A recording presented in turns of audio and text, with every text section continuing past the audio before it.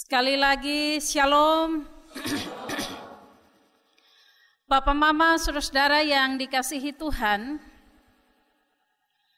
kitab 1 Timotius pasal 6 yang tadi kita baca ini adalah surat Rasul Paulus kepada Timotius yang saat itu sedang memimpin sebuah jemaat di Efesus.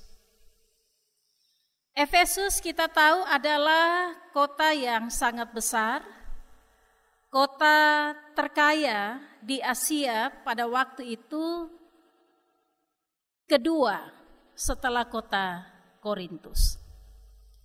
Juga Efesus itu adalah kota yang penting dengan perniagaannya. Sehingga tentu kita dapat membayangkan kalau di Efesus itu ramai dengan aktivitas ekonomi. Banyak orang-orang berdagang dan tentu saja kota yang menjadi pusat ekonomi itu selalu dikunjungi oleh orang-orang dari berbagai-bagai tempat. Dan biasanya masyarakat kota, apalagi kota yang sudah maju dan berkembang, tentu akan menampilkan ciri masyarakat yang terbuka dengan semua bentuk perubahan. Jemaat kota yang berkembang itu biasanya heterogen, tapi juga mereka sangat individualistik. Masing-masing orang pikir diri sendiri, tidak terlalu sibuk dengan orang lain. Kalau kita tinggal di kampung, kotong teriak minta tolong karena kita ada kesusahan, satu kampung bisa datang.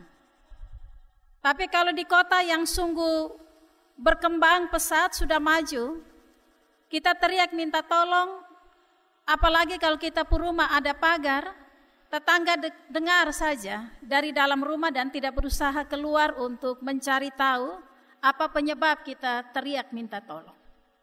Ini ciri masyarakat kota yang sungguh berkembang dengan tentu saja mobilitas masyarakat yang cukup tinggi, sehingga di kota itu orang merasa sangat sibuk. Sibuk dengan dirinya, sibuk dengan pekerjaannya dan tidak ada waktu untuk pikir orang lain. Kondisi ini Bapak, Mama, Saudara tentu berpengaruh terhadap kehidupan jemaat di Efesus. Sehingga dapat dimengerti mengapa Paulus kemudian menulis suratnya kepada Timotius untuk memperlengkapi Timotius dan juga jemaat di sana agar mereka tidak mudah secara negatif terpengaruh oleh perkembangan kota Efesus. Karena perkembangan kota itu kan tidak selalu berdampak negatif, ada juga dampak positifnya. Bahkan surat pastoral Paulus ini memang sengaja ditujukan kepada Timotius dan jemaat di Efesus supaya mereka itu tidak disesatkan oleh orang-orang yang mengajar ajaran atau doktrin yang berbeda dengan kebenaran firman Tuhan.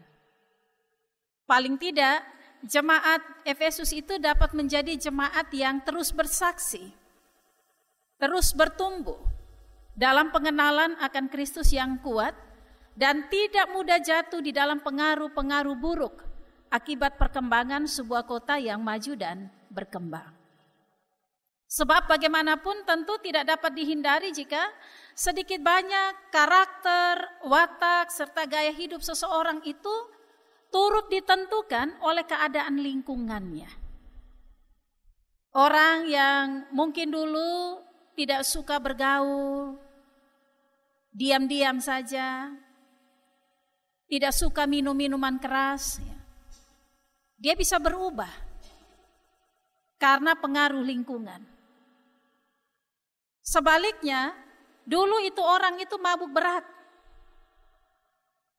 tapi dia bisa juga berubah karena pengaruh lingkungannya. Saya ingat waktu saya studi teologi, di kampus kami itu dilarang untuk laki-laki itu merokok. Teman-teman saya ini ada yang sudah madat. Mereka tidak bisa kalau tidak merokok. 1 minggu pertama tuh saya lihat saya pun teman orang seperti kena penyakit rabies. Air ludah ini turun terus. Dan dong sibuk sekali dengan minta-minta permen di kami yang perempuan. Kasih dulu ya. Tapi dalam perjalanan waktu saya justru melihat ada perubahan besar. Jangankan merokok. Ketika mereka melintasi di satu tempat yang ada asap rokok saja, mereka mual, bayangkan. Ada semacam penolakan dari dalam diri. Itu karena apa? Karena pengaruh lingkungan. Walaupun desakan dan aturan kampus begitu ketat, tapi mampu mempengaruhi seseorang untuk mengambil sikap tidak lagi merokok. Itulah sebabnya Rasul Paulus dalam surat pastoralnya kepada Timotius juga menasehati agar kalau bisa mereka waspada terhadap pengaruh buruk yang ditimbulkan oleh lingkungan hidup masyarakat kota. Apalagi oleh pengaruh buruk para penyusup yang menyebarkan ajaran yang bertentangan dengan kebenaran firman Tuhan. Nah, sebagai seorang pemimpin jemaat, Timotius diingatkan untuk tetap menjadi teladan hidup yang baik. Bahkan kalau bisa menjadi teladan nilai yang baik bagi seluruh jemaatnya. Bukankah ikan itu rusak dari kepala? Karena itu Rasul Paulus lebih menekankan keteladanan itu harus dimulai dari Timotius. Karena dia adalah gembala jemaat, pemimpin umat. Timotius harus bisa mengajar jemaat ke jalan Tuhan. Bukan hanya dengan kata-kata, tapi juga dengan teladan hidup yang baik. Benar dan tentu bertanggung jawab di hadapan Tuhan dan sesamanya. Itu kita baca di ayat 11 hingga ayat yang ke-12. Nilai-nilai keteladanan itu adalah keadilan, ibadah, kesetiaan, kasih, kesabaran, dan kelembutan. Nilai-nilai ini harus menjadi ciri khas kehidupan seorang Timotius sebagai pemimpin jemaat. Dan selanjutnya itu juga menjadi ciri khas kehidupan jemaat atau orang beriman seluruhnya. Ada teman yang cerita waktu mereka KPI di satu daerah, mereka kaget karena ternyata bapak pendetanya itu suka minum. Orang baca cerita, kita itu bapak pendeta dia turun dari mimbar, dia sudah duduk di belakang dengan beberapa orang dan dongtap. Nah, kalau pendetanya model seperti itu, maka sia-sialah ketika dia berkhotbah tentang jangan mabuk. Memang keteladanan itu harus datang dari orang yang memimpin sebuah jemaat. Tanpa keteladanan dan nilai hidup yang baik yang diperlihatkan oleh seorang pemimpin, maka sulit untuk dia bisa mengubah kehidupan jemaat menjadi baik. Jika pemimpin agama serta jemaat itu dapat memperlihatkan keteladanan hidup yang baik, maka tentu iman mereka akan terus bertumbuh dan persekutuan di antara jemaat itu juga akan semakin kuat. Bapak, Mama, Saudara, hidup dalam keteladanan diri yang baik ini memang bukan hal mudah. Tidak mudah untuk jadi teladan. Paulus dalam bacaan kita, dia menggunakan 2 kata yang sering kita dengar dalam dunia olahraga, yaitu bertanding dan merebut. Artinya bahwa semua nilai yang baik itu tidak tiba-tiba jatuh dari langit.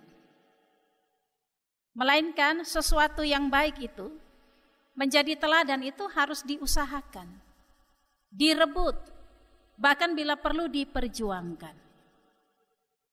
Apalagi semua kita tentu sadar bahwa roh pada diri kita memang penurut, tetapi daging itu lemah.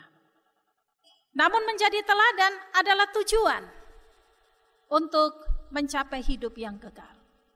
Bahwa untuk menjadi teladan itu susah-susah gampang, tapi itu harus tetap menjadi tujuan setiap orang percaya.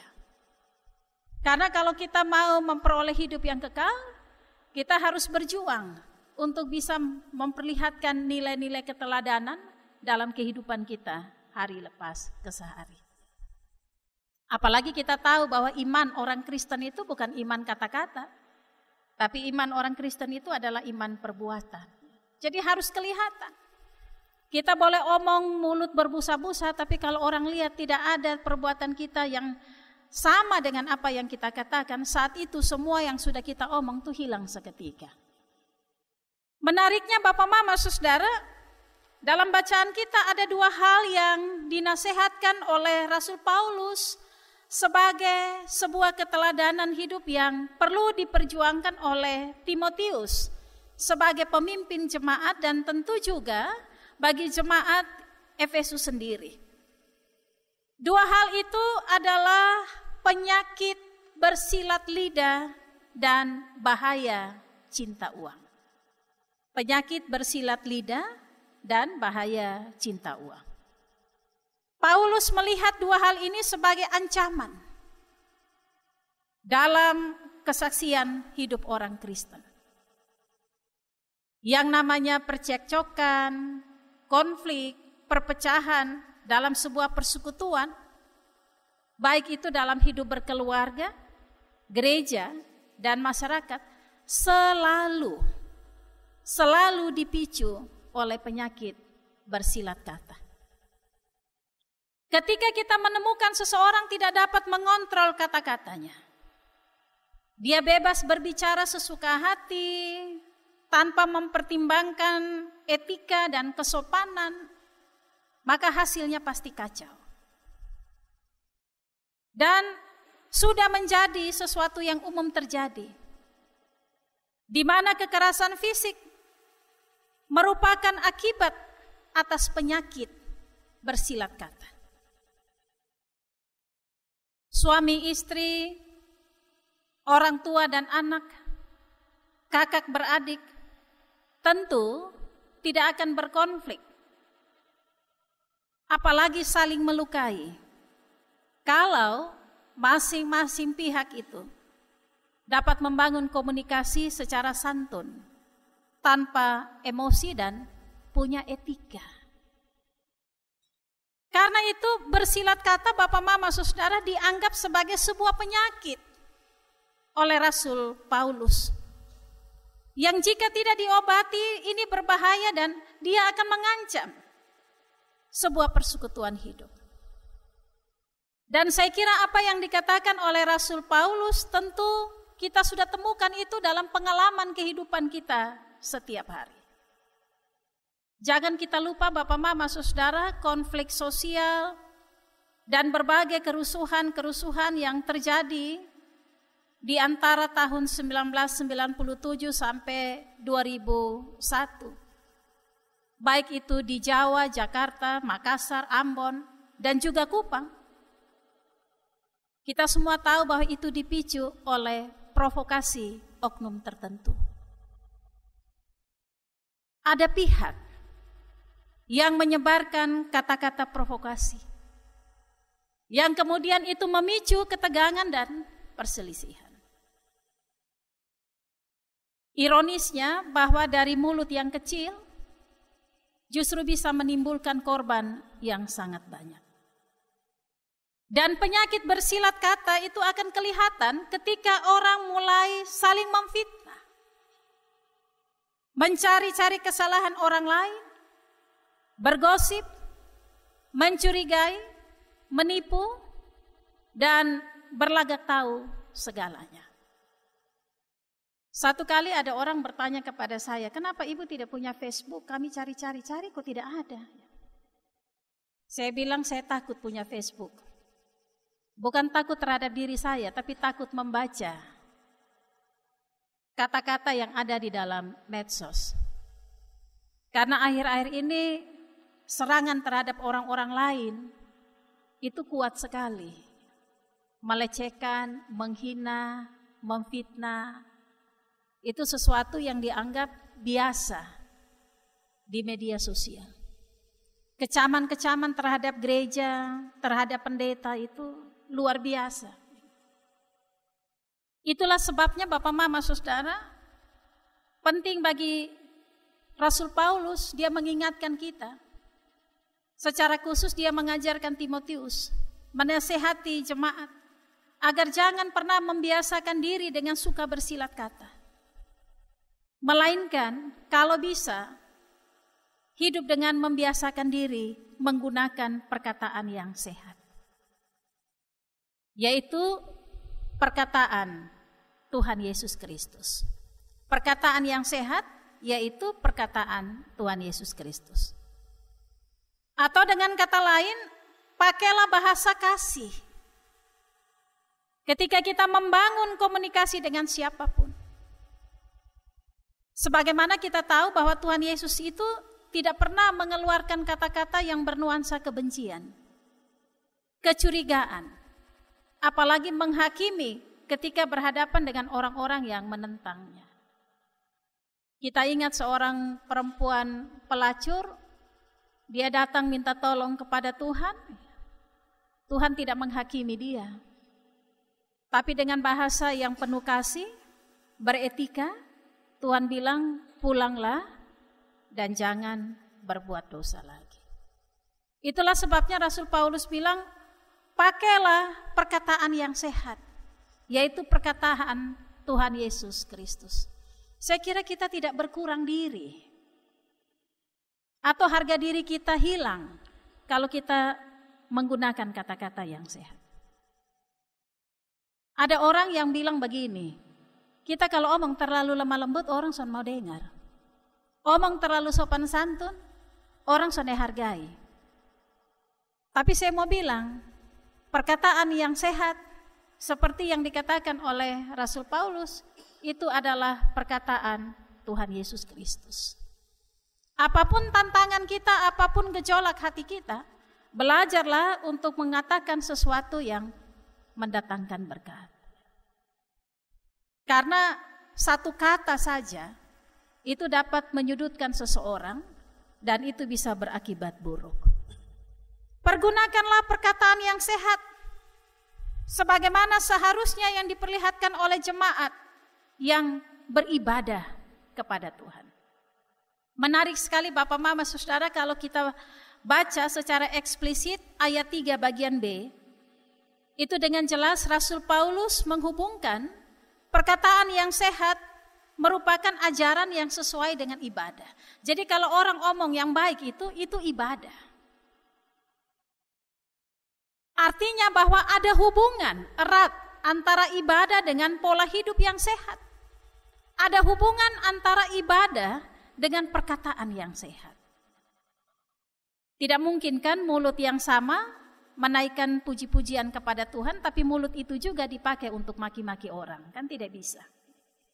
Jadi Tuhan bilang ada hubungan antara ibadah dengan pola hidup yang sehat dan ada hubungan antara ibadah dengan perkataan yang sehat. Bahwa orang yang benar-benar beribadah kepada Tuhan, dia harus sebisa mungkin memperlihatkan pola hidup yang sehat. Dan terbiasa dengan perkataan yang sehat juga. Saya senang kalau dengar lagu PKJ 264. Apalah arti ibadahmu kepada Tuhan, bila tiada rela sujud dan syukur. Apalah arti ibadahmu kepada Tuhan, bila tiada hati tulus dan syukur. Refnya itu ibadah sejati, jadikanlah persembahan, ibadah sejati, kasihilah sesamamu, ibadah sejati yang berkenan bagi Tuhan. Jujur dan tulus, ibadah murni bagi Tuhan. Syair ini saya kira benar-benar menggambarkan apa yang dimaksudkan oleh Rasul Paulus. Bagaimana Paulus mengajarkan pentingnya beribadah itu. harus diikuti dengan sikap hati yang berkenan kepada Tuhan. Jujur dan tulus. Ini menyangkut perkataan yang sehat yang keluar dari bibir kita. Dia harus menjadi berkat dan memuliakan Tuhan. Bahwa semakin kita beribadah, semakin kita harus bisa mengurangi penyakit-penyakit bersilat kata itu. Tidak lagi bicara sembarang di medsos, tidak lagi bicara yang tidak santun kepada orang tua, kepada saudara dan sesama kita, tidak lagi berbicara yang kasar dan menyakitkan, tidak lagi bergosip, memfitnah, apalagi memprovokasi orang lain. Tapi pakailah kata-kata itu untuk semakin mempererat persekutuan dan merawat persaudaraan, baik di dalam keluarga, gereja, dan masyarakat. Bapak, mama, saudara, menariknya bahwa di samping penyakit bersilat kata, hal kedua yang disorot Rasul Paulus itu adalah bahaya cinta uang. Kita tahu uang memang penting, tapi kita juga tahu bahwa uang bukan segala-galanya. Orang memang butuh uang, tapi uang itu tidak boleh menguasai hidup seseorang. Dalam bahasa kita sekarang ini, cinta uang itu sama dengan gaya hidup materialistik. Dia mengejar materi, harta. Konsumtif. Gaya hidup mau makan semua hal. Mau punya semua hal. Dan hedonis, yaitu mengejar kenikmatan hidup. Banyak orang dia menjadi cinta uang karena uang dicari bukan saja untuk memenuhi kebutuhan pokok. Tapi seringkali uang dicari itu untuk bisa membeli gaya hidup. Membeli gaya hidup yang konsumtif, yang materialistik, yang hedon itu. Orang yang cinta uang, kita lihat seringkali tidak memakai uangnya untuk hal-hal yang penting. Apalagi yang bernilai kekekalan. Tapi pakai uang untuk hal-hal yang fana. Pertanyaannya, apakah artinya jemaat itu tidak boleh punya harta atau uang yang banyak? Rasul Paulus bilang masalahnya bukan di situ. Bukan soal apa bisa punya harta atau uang. Tapi masalahnya menurut Rasul Paulus adalah dampak dan kekeliruan dari sikap mengejar uang. Di mana itu akan membuat orang jatuh ke dalam berbagai godaan hawa nafsu yang hampa. Sekaligus bahwa cinta uang itu merupakan akar dari semua kejahatan dan dapat membuat orang menyimpang dari imannya. Termasuk di dalamnya dalam bacaan kita dikatakan bahwa Tuhan itu memang tidak ingin kita beribadah karena motivasi demi meraih keuntungan atau demi kekayaan.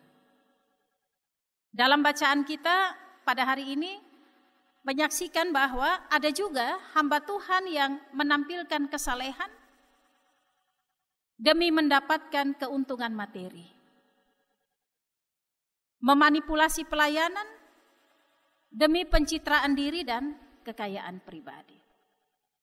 Bapak, mama, saudara, sebenarnya pesan firman Tuhan ini mau mengatakan begini, bahwa Tuhan tidak ingin kita beribadah karena motivasi demi meraih keuntungan atau demi kekayaan.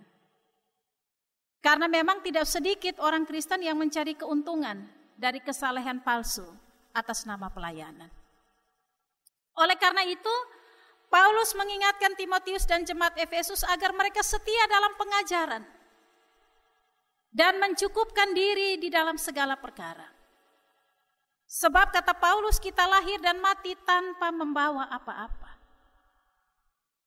Ungkapan asal ada makanan, asal ada pakaian yang disampaikan oleh Paulus ini merupakan ukuran kebutuhan yang paling mendasar yang harus dimiliki. Artinya kalau kita merasa cukup, maka tentu kita tidak akan terdorong untuk mencari yang lebih.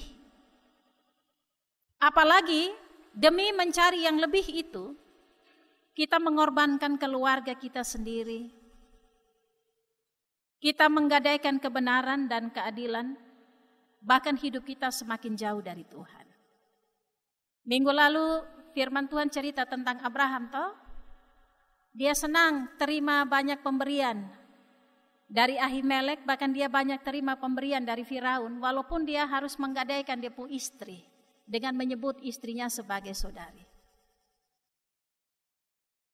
Akhir-akhir ini Bapak Mama Saudara, godaan ingin kaya akhirnya membuat seseorang menjadi korban dari pinjaman online atau judi online.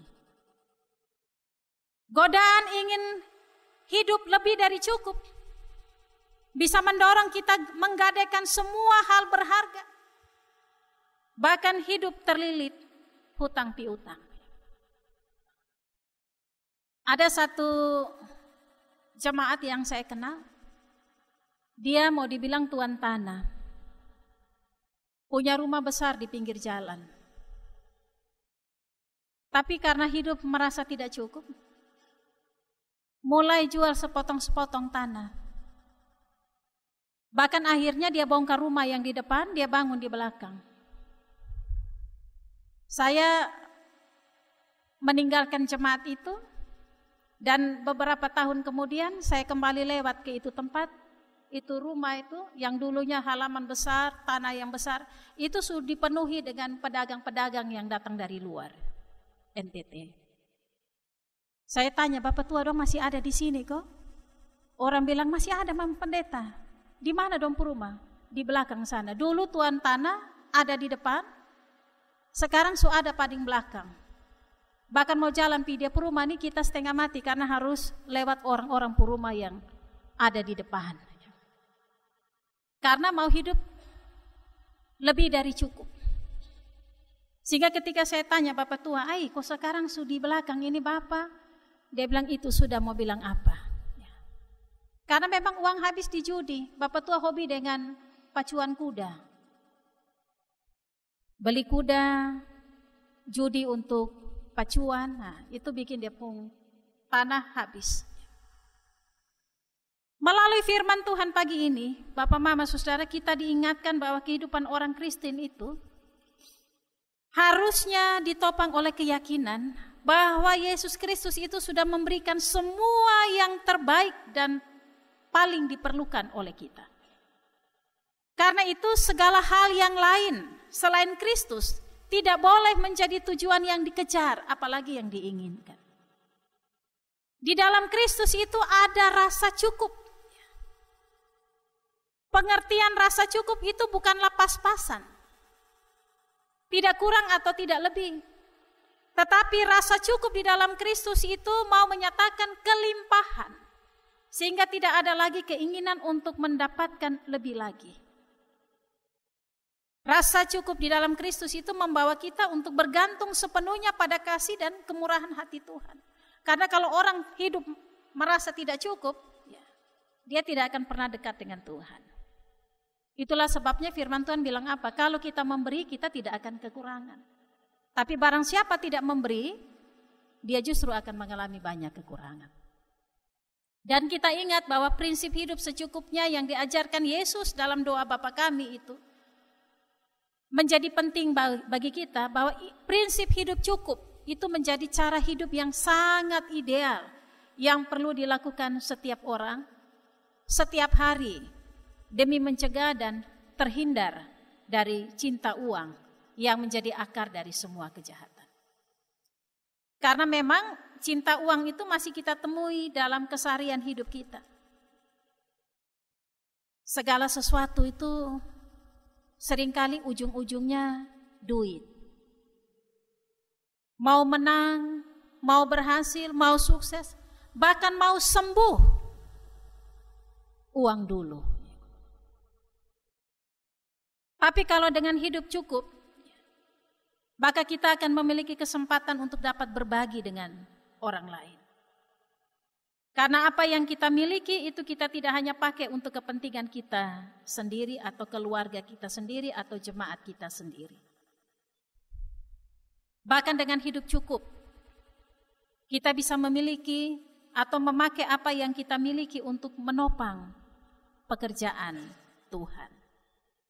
Amsal 3 ayat 9 mengatakan, muliakanlah Tuhan dengan hartamu. Jadi harta dan uang itu harus dapat menjadi sarana untuk kita memuliakan Tuhan.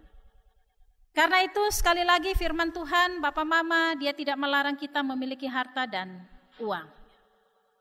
Melainkan apa motivasi dari kepemilikan harta dan uang itu, dan bagaimana cara kita menggunakan uang. Itu sesuatu yang penting. Apakah sekedar kita mengumpulkan harta demi prestise kita, untuk kesombongan kita, ataukah kita pakai harta untuk melayani orang lain dan memuliakan Tuhan. Sebagai gereja dengan tradisi teologi Calvinis, tentu kita mengenal Yohanes Calvin, ya, salah satu bapak reformator kita. Kehidupan yang saleh itu disaksikan oleh Calvin selama dia hidup. Calvin ini orang pintar. Dia bukan saja pintar dalam membuat dogma gereja, tapi dia juga pintar dalam membuat aturan dan hukum tata negara. Itulah sebabnya dia diberi penghargaan oleh pemerintah Jenewa pada waktu itu. Semua yang menyangkut hidupnya itu difasilitasi oleh negara. Makan, minum, rumah, semua dikasih oleh negara. Tapi dari Calvin kita belajar bahwa dia tidak pernah menikmati semuanya itu untuk dirinya sendiri. Calvin itu hidup dengan berbagi kepada orang lain yang membutuhkan, baik uang ataupun barang. Bahkan Calvin banyak membantu gereja. Calvin mendapat kelimpahan, tetapi dia sungguh mencukupkan diri sesuai kebutuhan.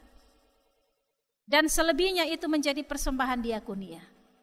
Ironisnya Bapak Mama Saudara, orang besar seperti Calvin ini, ketika dia meninggal, orang bilang dia pewarisan atau harta yang tersisa dari dia itu hanya $170. Kecil sekali. Orang besar hanya kasih tinggal uang $170. Ini tidak sama dengan calon bupati di Maluku, ya, yang kapan hari terbakar dengan speedboat, kasih tinggal 700 miliar untuk istri dan anak-anak. Ini kebalik. Calvin hanya kasih tinggal $170. Karena apa? Karena seluruh karya hidupnya, apa yang dia punya dia berikan kepada orang lain, bahkan kepada gereja. Saya kira sebagaimana Calvin, setiap kita juga harus punya kesempatan untuk bisa hidup nyaman, tenang, dengan kita mengelola apa yang kita punya secara cukup. Kita tidak saja belajar dari Calvin, tapi kita juga percaya bahwa ketika kita hidup secara cukup, kita tidak pernah kekurangan karena Tuhan mencukupkan kepada kita segala sesuatu. Karena itu jangan merasa cemas, jangan merasa khawatir, apalagi hilang harapan. Kalau yang ada pada kita itu sesuatu yang cukup. Justru secara teologis, hidup dalam kecukupan membawa kita untuk bertemu dengan kebaikan Tuhan dan mujizat Tuhan. Pengalaman hidup janda di Sarfat kiranya memberi semangat dan motivasi bagi kita. Bahwa kalau kita hidup dalam keterbatasan, di situ Tuhan ada untuk menyertai. Tuhan memberkati kita dengan firman-Nya. Amin.